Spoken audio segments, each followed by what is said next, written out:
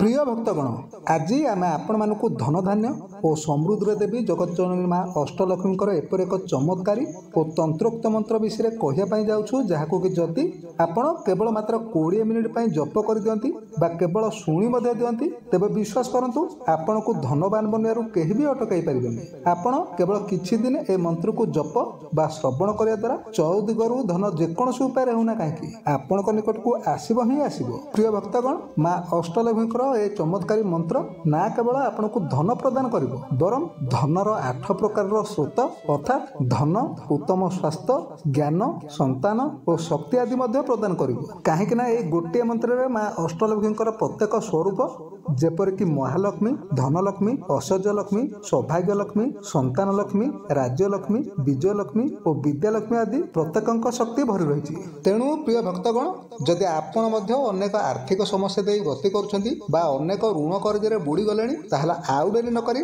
आज ठारू ही माँ अष्टलक्ष्मीकर ए मंत्र को जप करबा आरंभ करतंतु। जदि किछि भी कारणरू ए मंत्र को जप करबा आपण पक्षरे संभव न हुए तेबे आपण केवल निज मोबाइल को चलाई संपूर्ण श्रद्धार सहित ए मंत्र को मात्र 20 मिनिट पर्यंत शुणी नियंतु आउ आपनकर जेते भी धन आवश्यक आपण माँ अष्टलक्ष्मी को मागि नियंतु। प्रिय भक्तगण ए मंत्र को संपूर्ण विधि सहित किपरि जप करा जाय ताहा आमे ए वीडियो रो डिस्क्रिप्शन रे दे देछु। जदि आपण संपूर्ण विधि सहित ए मंत्र को जप करिया पई चाहंती ताहाले डिस्क्रिप्शन को जाई आपण विधि को संपूर्ण रूप रे देखि नियंतु। ताहाले आसंतु आपनक समय को आ टिके भी नष्ट न करी माँ अष्टलक्ष्मीकर एही चमत्कारी मंत्रटी को संपूर्ण श्रद्धार सहित शुणी नेबा। किंतु ता पूर्वरु जदि आपण ए पर्यंत ए वीडियो को गोटे लाइक टे करनाती तेबे जल्दी ए वीडियो को गोटे लाइक करे सहित कमेंट रे आपण जय माँ लक्ष्मी निश्चय लिखि दियंतु जहा द्वारा माँ लक्ष्मीकर कृपा आपनक ऊपर सदा सर्वदा पाई रही। तेबे प्रिय भक्तगण मंत्रटी होची ओम श्रीं ह्रीं श्रीं श्री महालक्ष्मे नमः।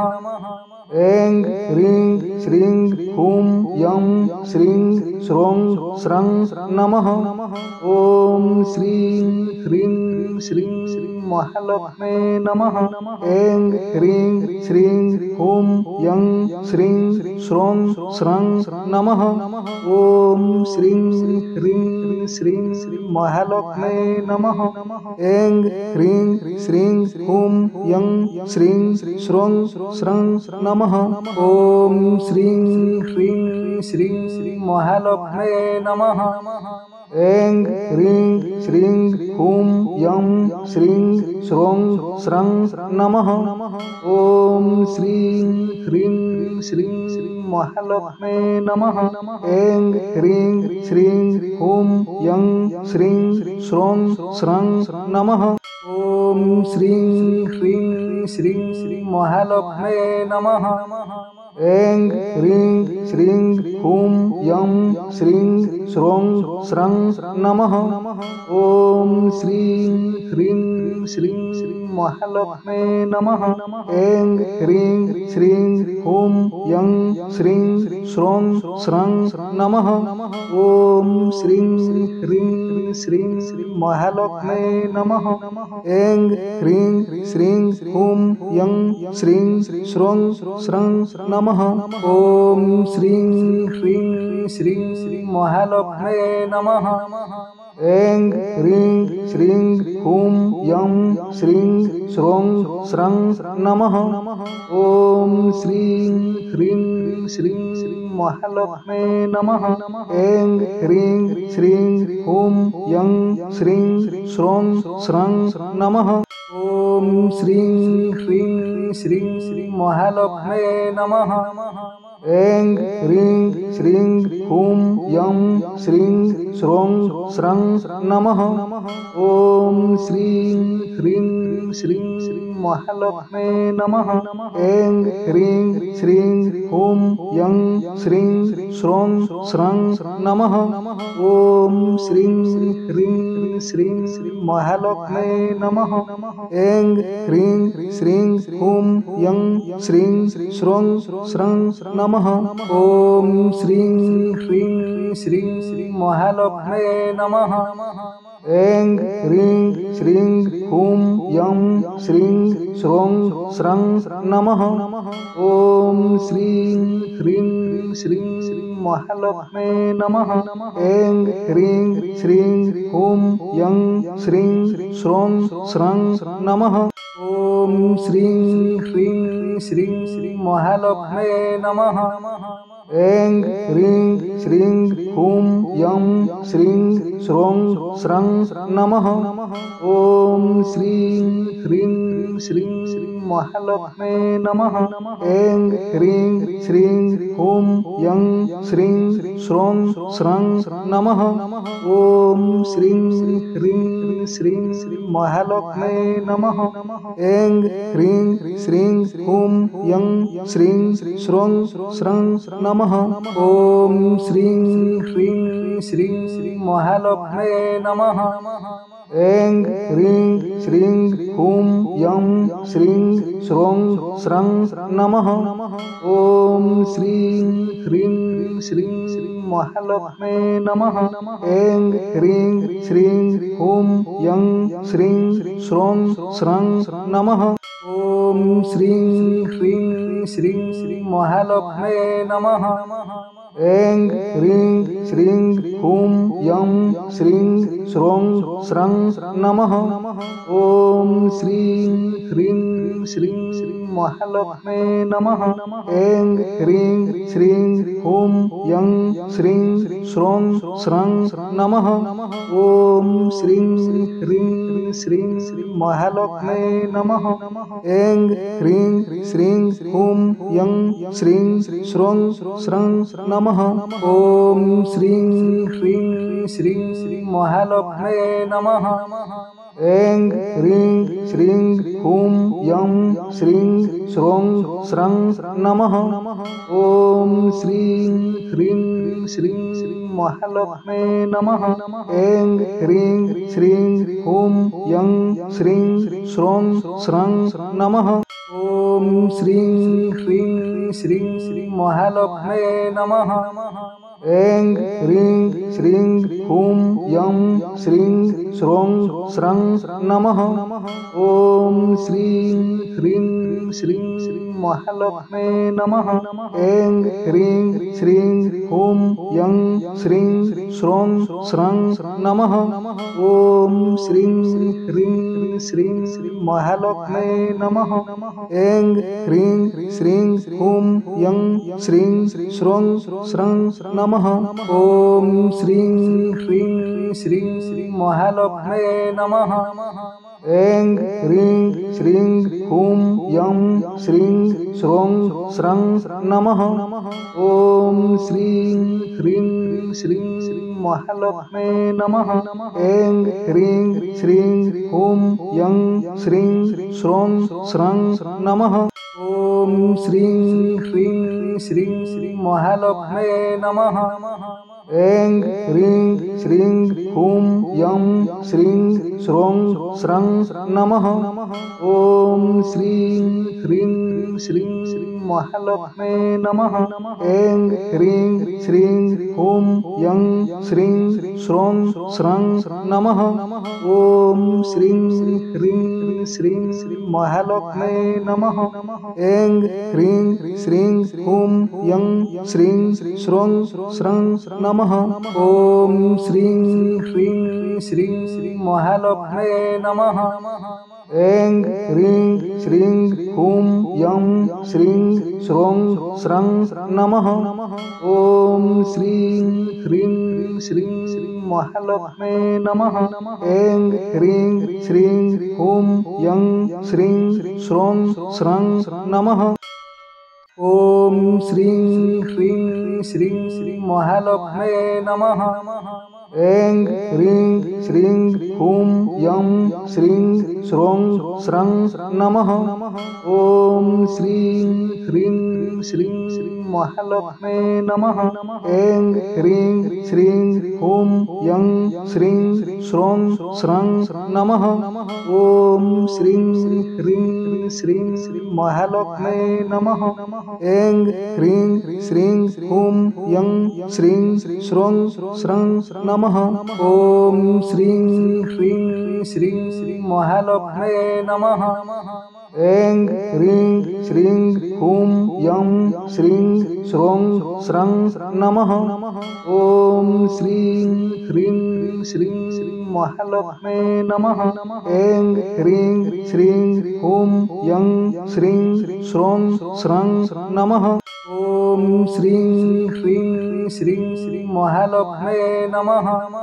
ऐं ह्रीं श्रीं हूं यं श्रीं श्रों स्रं नमः। ॐ श्रीं ह्रीं श्रीं महालक्ष्मे नमः। ऐं ह्रीं श्रीं हूं यं श्रीं श्रों स्रं नमः। ॐ श्रीं ह्रीं श्रीं महालक्ष्मे नमः। ऐं ह्रीं श्रीं हूं यं श्रीं श्रों स्रं नमः। ॐ श्रीं ह्रीं श्रीं महालक्ष्मे नमः। ऐं ह्रीं श्रीं हूं यं श्रीं श्रों स्रं नमः। ॐ श्रीं ह्रीं श्रीं महालक्ष्मे नमः। ऐं ह्रीं श्रीं हूं यं श्रीं श्रों स्रं नमः। ॐ श्रीं ह्रीं श्रीं महालक्ष्मे नमः।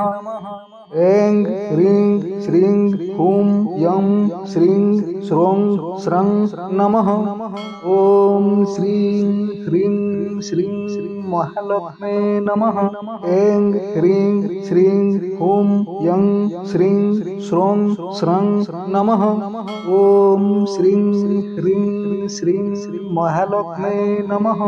ऐं ह्रीं श्रीं हूं यं श्रीं श्रों स्रं नमः। ॐ श्रीं ह्रीं श्रीं महालक्ष्मे नमः।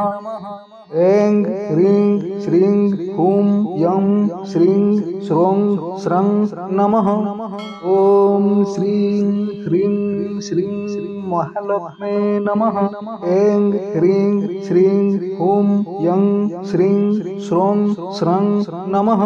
ॐ श्रीं ह्रीं श्रीं महालक्ष्मे नमः। ऐं ह्रीं श्रीं हूं यं श्रीं श्रों स्रं नमः। ॐ श्रीं ह्रीं श्रीं महालक्ष्मे नमः। ऐं ह्रीं श्रीं हूं यं श्रीं श्रों स्रं नमः। ॐ श्रीं ह्रीं श्रीं महालक्ष्मे नमः। ऐं ह्रीं श्रीं हूं यं श्रीं श्रों स्रं नमः। ॐ श्रीं ह्रीं श्रीं महालक्ष्मे नमः। ऐं ह्रीं श्रीं हूं यं श्रीं श्रों स्रं नमः। ॐ श्रीं ह्रीं श्रीं महालक्ष्मे नमः। ऐं ह्रीं श्रीं हूं यं श्रीं श्रों स्रं नमः। ॐ श्रीं ह्रीं श्रीं महालक्ष्मे नमः। ऐं ह्रीं श्रीं हूं यं श्रीं श्रों स्रं नमः। ॐ श्रीं ह्रीं श्रीं महालक्ष्मे नमः। ऐं ह्रीं श्रीं हूं यं श्रीं श्रों स्रं नमः। ॐ श्रीं ह्रीं श्रीं महालक्ष्मे नमः। ऐं ह्रीं श्रीं हूं यं श्रीं श्रों स्रं नमः। ॐ श्रीं ह्रीं श्रीं महालक्ष्मे नमः। ऐं ह्रीं श्रीं हूं यं श्रीं श्रों स्रं नमः। ॐ श्रीं ह्रीं श्रीं महालक्ष्मे नमः। ऐं ह्रीं श्रीं हूं यं श्रीं श्रों स्रं नमः। ॐ श्रीं ह्रीं श्रीं महालक्ष्मे नमः। ऐं ह्रीं श्रीं हूं यं श्रीं श्रों स्रं नमः। ॐ श्रीं ह्रीं श्रीं महालक्ष्मे नमः। ऐं ह्रीं श्रीं हूं यं श्रीं श्रों स्रं नमः।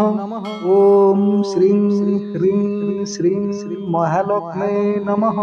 ऐं ह्रीं श्रीं हूं यं श्रीं श्रों स्रं नमः। ॐ श्रीं ह्रीं श्रीं महालक्ष्मे नमः। ऐं ह्रीं श्रीं हूं यं श्रीं श्रों स्रं नमः। ॐ श्रीं ह्रीं श्रीं महालक्ष्मे नमः। ऐं ह्रीं श्रीं हूं यं श्रीं श्रों स्रं नमः। ॐ श्रीं ह्रीं श्रीं महालक्ष्मे नमः। ऐं ह्रीं श्रीं हूं यं श्रीं श्रों स्रं नमः। ॐ श्रीं ह्रीं श्रीं महालक्ष्मे नमः। ऐं ह्रीं श्रीं हूं यं श्रीं श्रों स्रं नमः। ॐ श्रीं ह्रीं श्रीं महालक्ष्मे नमः। ऐं ह्रीं श्रीं हूं यं श्रीं श्रों स्रं नमः। ॐ श्रीं ह्रीं श्रीं महालक्ष्मे नमः। ऐं ह्रीं श्रीं हूं यं श्रीं श्रों स्रं नमः। ॐ श्रीं ह्रीं श्रीं महालक्ष्मे नमः। ऐं ह्रीं श्रीं हूं यं श्रीं श्रों स्रं नमः। ॐ श्रीं ह्रीं श्रीं महालक्ष्मे नमः। ऐं ह्रीं श्रीं हूं यं श्रीं श्रों स्रं नमः। ॐ श्रीं ह्रीं श्रीं महालक्ष्मे नमः। ऐं ह्रीं श्रीं हूं यं श्रीं श्रों स्रं नमः। ॐ श्रीं ह्रीं श्रीं महालक्ष्मे नमः। ऐं ह्रीं श्रीं हूं यं श्रीं श्रों स्रं नमः। ॐ श्रीं ह्रीं श्रीं महालक्ष्मे नमः। ऐं ह्रीं श्रीं हूं यं श्रीं श्रों स्रं नमः। ॐ श्रीं ह्रीं श्रीं महालक्ष्मे नमः। ऐं ह्रीं श्रीं हूं यं श्रीं श्रों स्रं नमः। ॐ श्रीं ह्रीं श्रीं महालक्ष्मे नमः। ऐं ह्रीं श्रीं हूं यं श्रीं श्रों स्रं नमः। ॐ श्रीं ह्रीं श्रीं महालक्ष्मे नमः। ऐं ह्रीं श्रीं हूं यं श्रीं श्रों स्रं नमः। ॐ श्रीं ह्रीं श्रीं महालक्ष्मे नमः। ऐं ह्रीं श्रीं हूं यं श्रीं श्रों स्रं नमः। ॐ श्रीं ह्रीं श्रीं महालक्ष्मे नमः। ऐं ह्रीं श्रीं हूं यं श्रीं श्रों स्रं नमः। ॐ श्रीं ह्रीं श्रीं महालक्ष्मे नमः। ऐं ह्रीं श्रीं हूं यं श्रीं श्रों स्रं नमः। ॐ श्रीं ह्रीं श्रीं महालक्ष्मे नमः। ऐं ह्रीं श्रीं हूं यं श्रीं श्रों स्रं नमः। ॐ श्रीं ह्रीं श्रीं महालक्ष्मे नमः। ऐं ह्रीं श्रीं हूं यं श्रीं श्रों स्रं नमः। ॐ श्रीं ह्रीं श्रीं महालक्ष्मे नमः। ऐं ह्रीं श्रीं हूं यं श्रीं श्रों स्रं नमः। ॐ श्रीं ह्रीं श्रीं महालक्ष्मे नमः। ऐं ह्रीं श्रीं हूं यं श्रीं श्रों स्रं नमः। ॐ श्रीं ह्रीं श्रीं महालक्ष्मे नमः। ऐं ह्रीं श्रीं हूं यं श्रीं श्रों स्रं नमः। ॐ श्रीं ह्रीं श्रीं महालक्ष्मे नमः। ऐं ह्रीं श्रीं हूं यं श्रीं श्रों स्रं नमः। ॐ श्रीं ह्रीं श्रीं महालक्ष्मे नमः। ऐं ह्रीं श्रीं हुं यं श्रीं श्रों स्रं नमः। ॐ श्रीं ह्रीं श्रीं महालक्ष्मे नमः। ऐं ह्रीं श्रीं हुं यं श्रीं श्रों स्रं नमः। ॐ श्रीं ह्रीं श्रीं महालक्ष्मे नमः। ऐं ह्रीं श्रीं हुं यं श्रीं श्रों स्रं नमः। ॐ श्रीं ह्रीं श्रीं महालक्ष्मे नमः। ऐं ह्रीं श्रीं हुं यं श्रीं श्रों स्रं नमः। ॐ श्रीं ह्रीं श्रीं महालक्ष्मे नमः। ऐं ह्रीं श्रीं हुं यं श्रीं श्रों स्रं नमः। ॐ श्रीं ह्रीं श्रीं महालक्ष्मे नमः। ऐं ह्रीं श्रीं हुं यं श्रीं श्रों स्रं नमः। ॐ श्रीं ह्रीं श्रीं महालक्ष्मे नमः। ऐं ह्रीं श्रीं हुं यं श्रीं श्रों स्रं नमः। ॐ श्रीं ह्रीं श्रीं महालक्ष्मे नमः।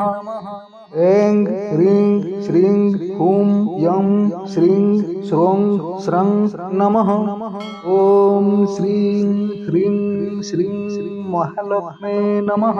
ऐं ह्रीं श्रीं हुं यं श्रीं श्रों स्रं नमः। ॐ श्रीं ह्रीं श्रीं महालक्ष्मे नमः।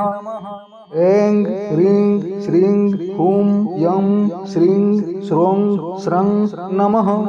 ॐ श्रीं ह्रीं श्रीं महालक्ष्मे नमः। ऐं ह्रीं श्रीं हुं यं श्रीं श्रों स्रं नमः। ॐ श्रीं ह्रीं श्रीं महालक्ष्मे नमः। ऐं ह्रीं श्रीं हुं यं श्रीं श्रों स्रं नमः। ॐ श्रीं ह्रीं श्रीं महालक्ष्मे नमः। ऐं ह्रीं श्रीं हुं यं श्रीं श्रों स्रं नमः। ॐ श्रीं ह्रीं श्रीं महालक्ष्मे नमः। ऐं ह्रीं श्रीं हुं यं श्रीं श्रों स्रं नमः।